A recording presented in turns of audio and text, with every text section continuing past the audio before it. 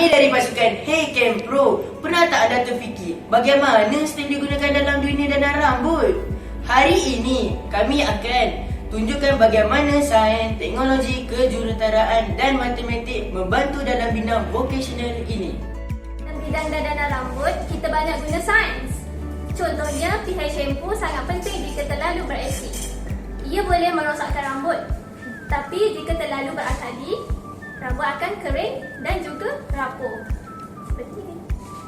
Selain itu, rawatan rambut juga bergantung pada reaksi kimia untuk merawat rambut. Teknologi ini juga penting dalam bidang ini. Alat seperti pengering rambut, pelurus dan keriting automatik. Direka dengan teknologi untuk mengubah bentuk rambut tanpa merosakkan kutikan rambut. Saja produk model seperti serum rambut menggunakan nanoteknologi untuk memastikan bahan aktif meresap jauh ke dalam akar rambut.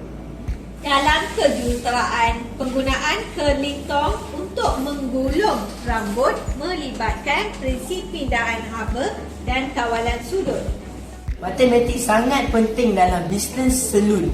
Kami kirakan kos produk, tentukan harga perkhidmatan dan buat pengiraan keuntungannya. Contohnya, kos shampoo RM20. Kita jual pada harga 30. Jadi, berapakah keuntungan kita?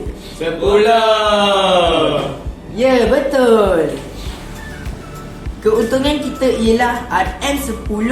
Dengan formula ini, kita boleh rancang strategi harga untuk memastikan bisnes berjaya. Dari sains, teknologi, kejuruteraan dan matematik, semuanya penting untuk menjadi pendandan rambut yang Profesional.